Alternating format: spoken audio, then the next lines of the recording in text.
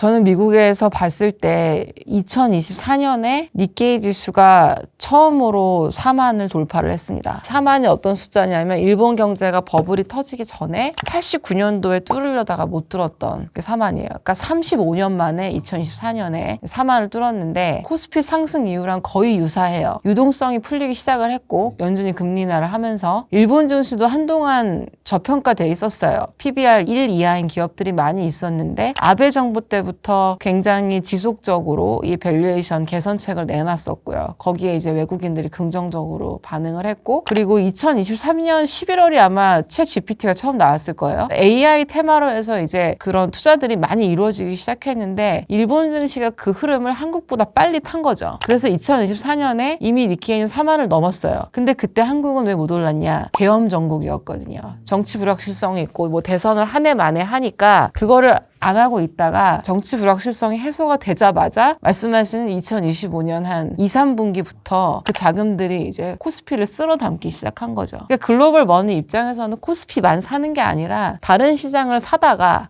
여기가 비싸졌네? 더 싼 데 없나 하면 그런 식으로 옮겨가는데, 지금 아까 말씀드린 것처럼 여전히 코스피 시장은 비슷한 시장, 아시아에 있는 비슷한 시장이라고 뭐 일본, 대만 정도 아니겠어요? 수출 주도 경제에 뭐 좀 믿을 만한 자본 시장이 있고 그런 나라에 비해서 코스피가 여전히 싸다. 그래서 저는 5천이 아니라 만을 얘기하고 있기 때문에, 물론 그 시간 그거는 봐야죠. 제가 1년 후에 많이 된다는 얘기가 아니고 이렇게 생각하시면 어떨까 싶어요. 지금 5천이면 20%씩 3년 상승하면 이제 복리로 계산을 해보시면 3년 후에 7천이고 5년 후면 9,700, 800? 연 한 20%씩 앞으로 4, 5년 오를 것이냐. 저는 그렇다고 보는 거죠. 왜냐하면 수치상으로도 PER, PBR 밸류에이션이 많이 낮아져 있고, 결국 주식은 기업 실적이 좋아지고 밸류에이션이 개선되면 두 개가 같이 합쳐지면 오르는 건데, 낮은 지금의 밸류에이션 지표에 거기에 지금 삼성전자나 하이닉스나 영업이익률 상승률을 20, 30% 이상씩 또 보시는데 이게 합쳐지면 연 20% 오르는 건 충분히 할 수 있다. 작년에 95%가 올랐는데, 물론 언유저얼한 거긴 하지만 지금도 외국 증권사들 중에서는 2026년에 2025년만큼 코스피가 오를 거다 이렇게 생각하는 사람들도 있어요. 그리고 제가 자꾸만 이제 해외 시각을 얘기를 하는 이유는 더 잘 아시다시피 코스피는 외국인들의 매수에 따라서 그동안 많이 흔들려 왔고, 그런 흐름에서 봤을 때 저는 외국인들이 매수를 계속 할 거다. 그거를 조금 확실하게 말씀을 드리는 거예요. 그리고 크게 세 가지로 볼 수 있는데, 첫째는 글로벌 유동성 증가죠.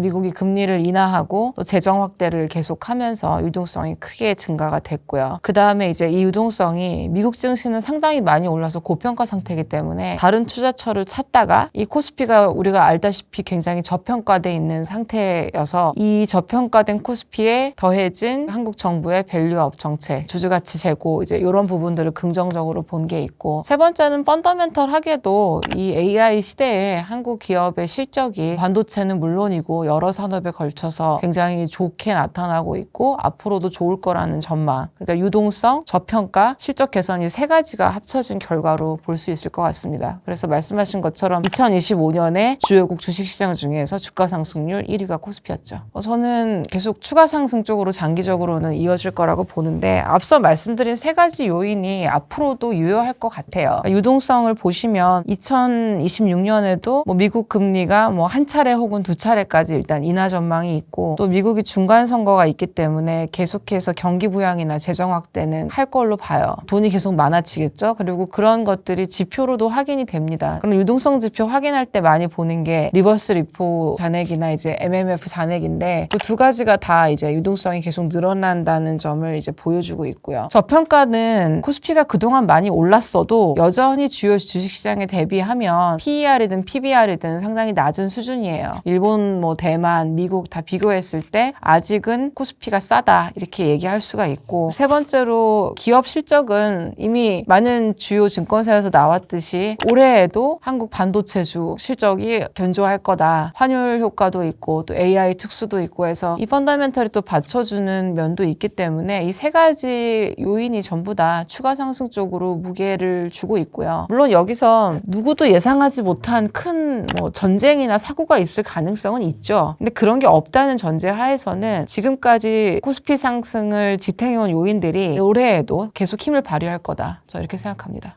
물론 어떤 걸 담느냐는 이제 다른데 지수도 좋고 대형 우량주 중심으로 갖고 가시면 앞으로 펀더멘털하게나 밸류에이션 측면이나 저는 수익 기회가 있다고 생각해요. 특히 환율이 지금 굉장히 높죠. 그러니까 원화 가치가 싸다는 얘기인데 이것도 해외 자금 입장에서는 코스피를 싸게 살 수 있는 요인이기 때문에 이런 것까지 생각하면은 지금은 괜찮은 타이밍인 것 같습니다.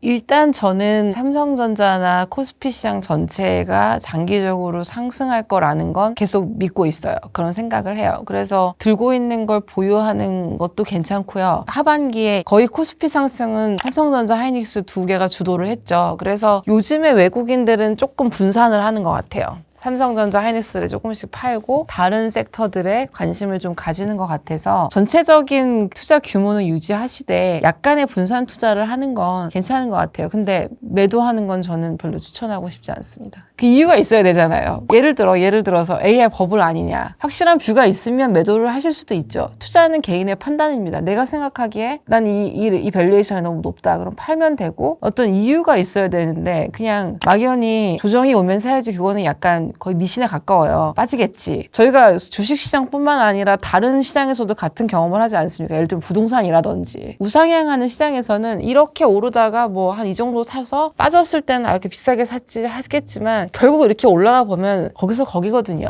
그래서 저는 좀 펀더멘탈한 믿음이 있으신 분들은 그냥 별 이유 없이 조정 기다리는 건 좀 반대고 단가 관리는 중요해요. 딱 올라가는 시장에서 꼭지를 잡아서 사면 사실은 수익률에 좋지 않기 때문에 하지만 뭐 목표가가 있으면 분할 매수를 하시든 이런 식으로 해서 좀 단가 관리는 하시되 아예 안 사고 조정이 올 때까지 기다리는 건 전 솔직히 반대입니다. 그리고 삼성전자가 사실 코스피 시총의 한 30% 되지 않나요 지금? 그런 대표 대장주로서 한국에 베팅하는 외국인들이 가장 사고 싶어하는 건 삼성전자, SK 하이닉스죠. 그리고 당연히 전자 자체의 실적도 환율이나 이런 효과 때문에 굉장히 좋았고요. 저희 주변에 미국 친구들도 요즘에 이제 물어보거든요. 삼성전자나 하이닉스 주식 어떻게 사냐. 근데 놀랍게도 미국에서는 그 주식을 살 수 있는 방법이 없습니다. 한국 분들은 엔비디아나 테슬라 주식 다 사실 수 있지만 미국에 사는 사람들은 삼성전자나 하이닉스 주식 못 사요. 그런 서비스를 제공하는 증권사가 없거든요. 그리고 저는 이제 장기 우상향하는 시장에 장기 분산 투자를 추천하는 사람입니다. 그래서 종목에 대한 과도한 집착과